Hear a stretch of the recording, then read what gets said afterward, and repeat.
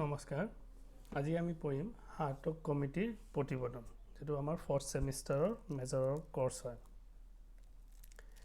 এতিয়া হাৰ্টক কমিটিৰ প্ৰতিবেদন বা দা ৰিপোৰ্ট অফ হাৰ্টক কমিটি 1929 ৰ বিষয়ে আৰম্ভ কৰাৰ আগতে আমি দুটামান বস্তু জানিব লাগিব যে হাৰ্টক কমিটি আসলতে কি হয় যে আমি সবে জানো যে 1919 চনত ভাৰত প্ৰশাসন এখন আইন ভাৰত প্ৰশাসন বা দ্বৈত আইন আৰম্ভ কৰা হয় আৰু সেই আইনখন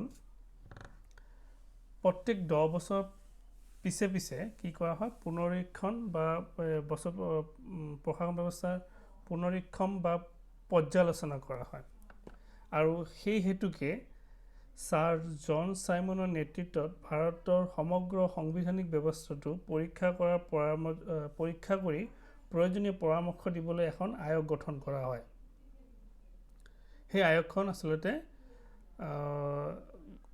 কিহৰ কাৰণে গঠন হৈছিল আসলতে মেইনলি এটা পলিটিক্যাল এসপেক্টৰ পৰা কৰা হৈছিল যে ভাৰতত যি দ্বৈত শাসন ব্যৱস্থা চালন কৰা হৈছিল সেই দ্বৈত শাসন ব্যৱস্থাৰ বিভিন্ন যিখিনি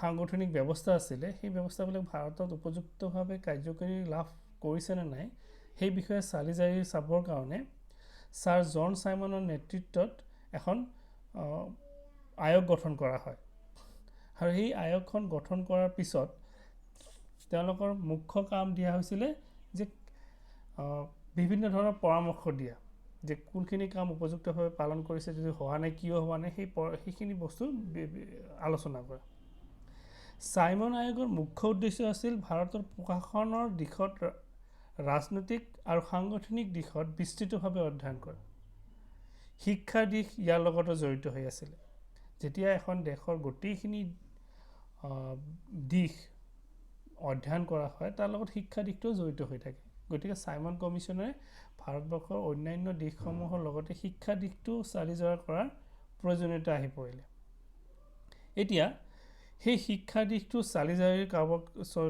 চালিজাৰি চাবৰ কাৰণে সাইমন কমিশনৰে এটা অংগ হিচাপে বা সাইমন কমিশনৰ এটা পাৰ্ট হিচাপে স্যাৰ হাৰ্টকৰ নেতৃত্বত স্যাৰ ফিলিপ হাৰ্টকৰ নেতৃত্বত এখন সাব আয়োগ গঠন কৰা হ'ল কিহৰ কাৰণে শিক্ষাৰ কাৰণে গতিকে হাৰ্টক কমিটি হৈছে সাইমন আয়োগে আইন সংগঠিতভাৱে গঠন কৰি দিয়া অনুসন্ধান কাৰ্যৰ এখন সহায়ক কমিটি গতিকে হাৰ্টক কমিটি হ'ল এখন সহায়ক কমিটি এই স্যাৰ ফিলিপ হাৰ্টক কোন আছিল তেওঁ কলিকতা বিশ্ববিদ্যালয় আয়োগৰ এজন সদস্য আছিল আৰু নৱনিৰ্মিত ঢাকা বিশ্ববিদ্যালয়ৰ 1921 চনত প্ৰথম উপাচাৰ্য ৰূপে তেওঁ তাতে কাম কৰিছিল অৰ্থাৎ তেওঁ প্ৰথম ঢাকা বিশ্ববিদ্যালয়ৰ উপাচাৰ্য আছিল তাৰ পিছত প্ৰথমে কলিকতা বিশ্ববিদ্যালয়ত কাম কৰিছিল তাৰ পিছত তেওঁ কি কৰিলে তেওঁ ঢাকা বিশ্ববিদ্যালয়ত উপাচাৰ্য হিচাপে কাম কৰিছিল আৰু তেওঁ দায়িত্ব দিয়া হ'ল যে ভাৰতৰ প্ৰাথমিক মাধ্যমিক উচ্চ আৰু আন যিবিলাক শিক্ষাৰ ব্যৱস্থা আছে গোটেইখিনি চালিজাৰি সাইমন কমিশনক এখন কি দিয়া ৰিপৰ্ট দিয়া আৰু তেওঁ সেই দায়িত্ব গ্ৰহণ কৰিলে আৰু তেওঁ ভাৰতৰ বিভিন্ন শিক্ষা ব্যৱস্থা অৰ্থাৎ প্ৰাথমিক মাধ্যমিক উচ্চ শিক্ষা ব্যৱস্থা অধ্যয়ন কৰি এক বিস্তৃত প্ৰতিবেদন 1929 চনৰ ছেপ্টেম্বৰ মাহত সাইমন কমিশনক তেওঁ কি দিলে তুলি ধৰিলে আৰু এইটো এটা গুৰুত্বপূৰ্ণ কথা যে তেওঁ যিখন প্ৰতিবেদন দাখিল কৰিলে সেই প্ৰতিবেদনখনত কোনো প্ৰাথমিক শিক্ষাৰ ওপৰত তেওঁ বেছি গুৰুত্ব দিছিলে আৰু সেইটোৱে আছিল হাৰ্টক কমিটিৰ আটাইতকৈ এটা তাৎপৰ্যপূৰ্ণ বিষয় কমিটিয়ে অনুভৱ কৰে যে সেই সময়ত ভাৰতীয় শিক্ষাৰ বিভিন্ন দিশত অগ্ৰগতি লাভ কৰিব পৰা হৈছে সেই অগ্ৰগতি শিক্ষাৰ গুণ আৰু পৰিমাণ দুয়োটা দিশতে পৰিলক্ষিত হৈছে কিন্তু যিমান দূৰ অগ্ৰগতি কৰিব লগা আছিল বা যিমান দূৰ অগ্ৰগতি কৰিব লাগিছিল সিমানখিনি কৰিব পৰা নাছিল ইয়াত কৈছিলে যে হাৰ্টক কমিটি এই কথা অনুভৱ কৰে যে শিক্ষাই মানুহৰ মনত সাধাৰণ সচেতনতা জগাই তুলিব পাৰিছে যদিও দেশৰ সাক্ষৰতাৰ পৰিমাণ সন্তোষজনক হৈ উঠিব পৰা নাই আৰু সেই কাৰণে তেওঁলোকে সেই প্ৰতিবেদনখনত প্ৰাথমিক শিক্ষাৰ ওপৰত বিশেষ গুৰুত্ব আৰোপ কৰি বিভিন্ন কথা কৈছিল এতিয়া প্ৰাথমিক মাধ্যমিক উচ্চ গোটেইখিনিকে কৈছিলে, কিন্তু প্ৰাথমিক শিক্ষাৰ ক্ষেত্ৰত আমি প্ৰথমে আলোচনা কৰিম যে তেওঁলোকে কি পৰামৰ্শ দিছিলে। হাৰ্টগ কমিটিয়ে হ'ল প্ৰথম ভাৰতীয় এখন কমিটি যিয়ে ভাৰতীয় শিক্ষাৰ কেঞ্চাৰ স্বৰূপ, যাক আমি কোৱা হয় কি কেঞ্চাৰ স্বৰূপে বুলি ক'ব পাৰোঁ, যিটো হ'ল অপচয় আৰু অনুন্নয়। হাৰ্টগ কমিটিয়ে সৰ্বপ্ৰথম এই মহামাৰী, প্ৰাথমিক শিক্ষাৰ এই মহামাৰী বিচাৰি ওলাইছিলে, আৰু তেওঁলোকে এই দুটা অপচয় আৰু অনুন্নয় এই দুটাৰ সমস্যাৰ কথা সৰ্বপ্ৰথম তেওঁলোকৰ প্ৰতিবেদনত দাখি ধৰিছিলে প্ৰাথমিক শিক্ষাৰ ক্ষেত্ৰত। এতিয়া অপচয় সংজ্ঞা দি তেওঁলোকে কৈছিলে, বা অপচয় আমি সাধাৰণতে কি বুজোঁ, যে স্কুলীয়া শিক্ষা সম্পূৰ্ণ নকৰাকৈ অকালতে স্কুল এৰি দিয়া যি কাৰ্য তাকে কোৱা হয় অপচয়। অপচয় মানে আমি কি বুলি ক'ম তেতিয়াহ'লে, একদম সাধাৰণ ক'ব গ'লে যে এটা ল'ৰা ক্লাছ 1ত এডমিশ্যন হ'ল, গতিকে তেওঁ পঢ়িব লাগিব প্ৰাথমিক, যদি আমি কওঁ বুনিয়াদী শিক্ষা অৰ্থাৎ 8লৈকে তেওঁ পঢ়িব লাগিব, কিন্তু তেওঁ কি কৰিলে ক্লাছ 1 পঢ়িলে, ক্লাছ 2 পঢ়িলে, 2 পঢ়াৰ পিছত তেওঁক স্কুল এৰি বাদ দি গ'ল, অৰ্থাৎ যিমানখিনি পঢ়িব লাগিছিলে সিমানখিনি নকৰিলে, তেতিয়াহ'লে তাৰ এডমিশ্যন হোৱাটোৰ কোনো সাৰ্থকতাই নাথাকিলে, এনেই গ'ল। তাৰ ওপৰত যি পইচা খৰচ কৰা হ'ল, গভৰ্ণমেণ্টে খৰচ কৰিলে, সেইখিনি গোটেই এনেই গ'ল। গতিকে অপচয় হ'ল যেতিয়া এজন ছাত্ৰই স্কুলত নামভৰ্তি কৰি যিমানখিনিলৈকে পঢ়িব লাগিছিলে, যিটো স্তৰত নামভৰ্তি কৰিলে সেই স্তৰলৈকে সম্পূৰ্ণ নোহোৱাৰ আগতে যদি সি স্কুল এৰি দিয়ে, অৰ্থাৎ ক্লাছ 1ত এডমিশ্যন হৈ যদি সি ক্লাছ 2ত এৰি দিয়ে, অৰ্থাৎ 8 বছৰীয়া বুনিয়াদী শিক্ষা যদি সি গ্ৰহণ কৰিব নোৱাৰিলে, সেই কাৰ্যটোকে বা সেই প্ৰক্ৰিয়াটোকে কোৱা হয় অপচয়। তাৰপিছত হ'ল অনুন্নয়। আমাৰ ভাৰতীয় শিক্ষাৰ আৰু এটা প্ৰধান সমস্যা হিচাপে হাৰ্টগ কমিটিয়ে দাখিল কৰিছিলে, যিটো কোৱা হয় অনুন্নয়। অনুন্নয় মানে কি, যে এটা ল'ৰা বা এজন ছোৱালীয়ে এটা ক্লাছতে একাধিকবাৰ পঢ়া, অৰ্থাৎ ফেইল কৰা। মই ক্লাছ 1ত এবছৰ পঢ়িম, তাৰপিছৰ বছৰ মই ক্লাছ 2ত যাব লাগিছিলে, কিন্তু মই যেতিয়া ক্লাছ 1তে এবছৰতকৈ বেছি পঢ়িম, সেই কাৰ্যটোকে কোৱা হয় অনুন্নয়। গতিকে হাৰ্টগ কমিটিয়ে এই দুয়োটা কথা খুব গুৰুত্বপূৰ্ণভাৱে সৰ্বপ্ৰথমবাৰৰ বাবে ওলাই দিছিলে, যাক কেঞ্চাৰ বুলি কোৱা হৈছিলে প্ৰাথমিক শিক্ষাৰ। আৰু এই দুটা পইণ্ট কিন্তু খুবেই ইম্পৰ্টেণ্ট, তোমালোকৰ পৰীক্ষাত এইটো শ্বৰ্ট নোট থাকে যে অপচয় কি, অনুন্নয় কি। তেতিয়াহ'লে আমি ইয়াত এইখিনিৰ পৰা আমি 3টা বা 4টা প্ৰশ্ন পাৰিব পাৰোঁ।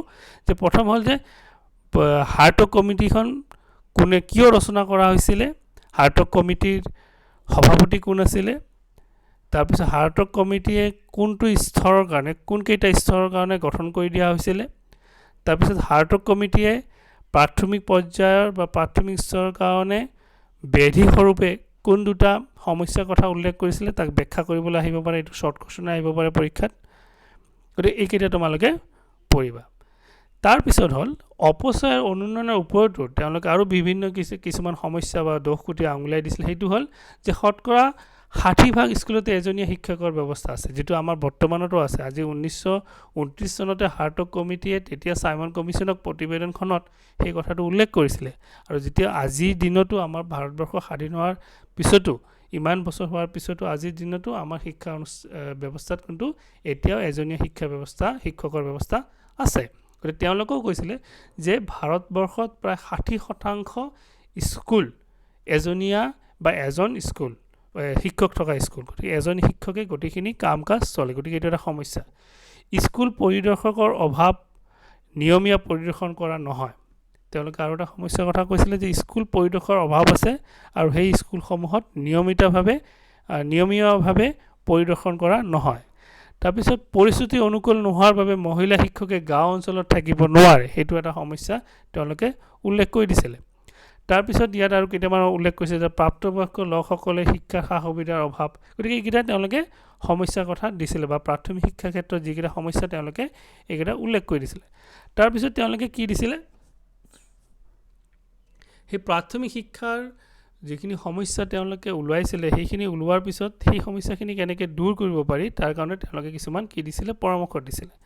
তেওঁ কৈছিলে কি যে প্ৰাথমিক শিক্ষাক বাধ্যতামূলক কৰিব লাগে, যদিও এই বাধ্যতামূলক খৰখেদা কৰি কৰিব নালাগে, পৰিস্থিতিৰ ওপৰত ভিত্তি কৰি, পৰিৱেশৰ ওপৰত ভিত্তি কৰিহে প্ৰাথমিক শিক্ষা কম্পালচাৰী কৰিব লাগে। তাৰপিছত কৈছিলে যে সংখ্যাতকৈ সংখ্যাগত বিকাশতকৈ অৰ্থাৎ সংখ্যা বৃদ্ধিতকৈ গুণগত বিকাশৰ ওপৰতহে গুৰুত্ব দিয়াৰ কথা প্ৰাথমিক আমাৰ হাৰ্টগ কমিটিয়ে কৈছিলে, পৰামৰ্শ দিছিলে যে আমি কেৱল সংখ্যা বৃদ্ধি কৰিলে নহ'ব, আমাৰ গুণ থাকিব লাগিব। মোৰ ওচৰত যদি 1 বস্তা চাউল আছে, কিন্তু 1 বস্তা চাউল থাকিলে কি হ'ব, যদি মই অলপো চাউল তাৰ পৰা খাব নোৱাৰোঁ, গোটেই বস্তাটোত বেয়া চাউল থাকিলে কোনো লাভ নাই। আৰু কাৰোবাৰ ওচৰত যদি 2 কেজি চাউল আছে, কিন্তু তাৰ সেই 2 কেজি চাউলে যদি খোৱাৰ উপযোগী, গতিকে সেই 2 কেজি চাউলৰ মূল্য মোৰ 1 বস্তা চাউলৰ মূল্যতকৈ বেছি, কাৰণ মোৰ 1 বস্তা চাউল আছে, কিন্তু তাৰ খোৱাৰ উপযোগিতা নাই। গতিকে হাৰ্টগ কমিটিয়ে সেই কথাটো কৈছিলে যে আমাক খালি বেছি দেখিলে নহ'ব, আমাৰ সংখ্যা বঢ়ালে নহ'ব, আমি কি কৰিব লাগিব, আমি গুণগত মানদণ্ডৰ ওপৰত গুৰুত্ব দিব লাগিব। তাৰপিছত কৈছিলে যে পৰিদৰ্শনৰ ব্যৱস্থা কৰিব লাগিব, স্কুলবিলাকৰ পৰিদৰ্শন আৰু নিয়ন্ত্ৰণৰ উপযুক্ত ব্যৱস্থা কৰিব লাগিব। প্ৰাথমিক স্কুলৰ যি শিক্ষাকাল সেইটো 4 বছৰ হ'ব লাগিব বুলি কৈছে। তাৰপিছত অপচয় আৰু অনুন্নয় যাতে ৰোধ কৰিব পাৰি তাৰ কাৰণে উপযুক্ত পলিচি অৰ্থাৎ নীতি আৰু ব্যৱস্থা গ্ৰহণ কৰিব লাগিব। পাঠ্যক্ৰমসমূহ জীৱনৰ লগত উপযোগী হ'ব লাগিব, পাঠ্যক্ৰমৰ উন্নতিকৰণ কৰিব লাগিব আৰু শিক্ষকসকলৰ প্ৰশিক্ষণৰ ব্যৱস্থা কৰিব লাগিব বুলিও তেওঁলোকে পৰামৰ্শ দিছিলে। গতিকে এই গোটেইখিনি, ইয়াৰ লগত আৰু কেইটামান পৰামৰ্শ আছে, তোমালোকে এইকেইটা পঢ়ি ল'বা, বা 5-7টামান কৈয়ে দিলোঁ। গতিকে এইখিনিয়ে আছিলে হাৰ্টগ কমিটিয়ে প্ৰাথমিক শিক্ষা সম্বন্ধে আগবঢ়োৱা পৰামৰ্শখিনি। গতিকে ইয়াতে আৰু এটা কথা আহি পৰে যে প্ৰাথমিক স্কুলৰ যি পইচা, সেই পইচাটো কিন্তু কি কৰিব লাগিব, চৰকাৰে 1/3 গ্ৰহণ কৰিব লাগে বুলি তেওঁলোকে এইটো পৰামৰ্শ দিছিলে। এইটো কথা ইয়াত উল্লেখ নাই। এতিয়া আমি যদি এই হাৰ্টগ কমিটিয়ে যিখিনি পৰামৰ্শ দিছিলে সেইখিনি যদি বস্তু আমি কি কৰোঁ, তাৰ যিটো সমীক্ষা কৰোঁ, তেতিয়াহ'লে আমি ক'ব পাৰোঁ যে কমিটিয়ে প্ৰথমবাৰৰ বাবে অতি সময় উপযোগীকৈ আমাৰ প্ৰাথমিক শিক্ষাৰ কৰ্কট ৰোগৰূপে অপচয় আৰু অনুন্নয়ৰ প্ৰতি দৃষ্টি আকৰ্ষণ কৰিছিলে চবৰে। এই শিক্ষাত বৰ্তমান আমাৰ দেশত বহুতো উচ্চ পৰ্যায়ৰ অধ্যয়ন কৰা হৈছে, যদিও এই সমস্যাৰ সমাধান উঠিব পৰা নাই, বা এই সমস্যাত স্পষ্টকৈ আঙুলিয়াই দিয়াও নাছিলে। কমিটিয়ে আঙুলিয়াই দিয়াৰ দৰে এজনীয়া শিক্ষা ব্যৱস্থা হৈছে আন এটা প্ৰধান সমস্যা। গতিকে কমিটিয়ে যিটো আগবঢ়াই দিছিলে যে এজনীয়া শিক্ষা ব্যৱস্থা, গতিকে এইটো এটা আছিলে উল্লেখযোগ্য দিশ যে আমাৰ দেশত এজন শিক্ষক থাকিলে যদি কিবা কাৰণত তেওঁ স্কুললৈ আহিব নোৱাৰে, তেওঁ স্কুল বন্ধ হ'ব, আৰু যেতিয়া 1 দিন 2 দিন 3 দিন এনেকুৱা হৈ যাব, তেতিয়া ল'ৰা ছোৱালীৰ শিক্ষাৰ প্ৰতি আগ্ৰহটো কমি যাব। গতিকে এইটো এটা উল্লেখযোগ্য ফাইণ্ডিং আছিলে, উল্লেখযোগ্য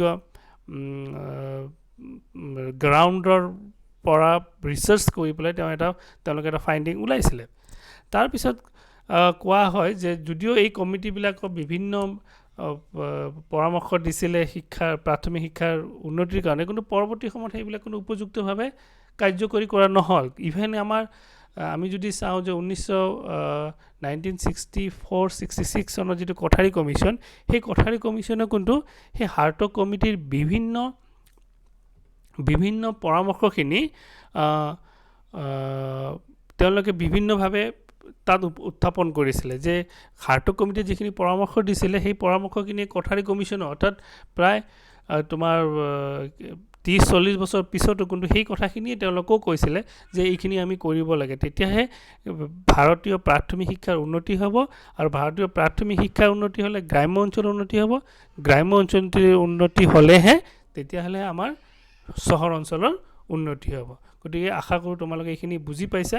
ইয়াৰ পৰা মেইনলি প্ৰশ্ন আহিব পাৰে যে হাৰ্টগ কমিটি প্ৰাথমিক শিক্ষা সম্বন্ধে আগবঢ়োৱা প্ৰধান সমস্যাসমূহ কি আছিলে, আৰু প্ৰাথমিক শিক্ষাৰ উন্নতিৰ কাৰণে কি তেওঁলোকে পৰামৰ্শ দিছিলে। গতিকে এইটো এটা মেইন প্ৰশ্ন আহিব পাৰে, তোমালোকে এইটো লিখি ল'বা। আশা কৰোঁ তোমালোকে বুজি পাইছা।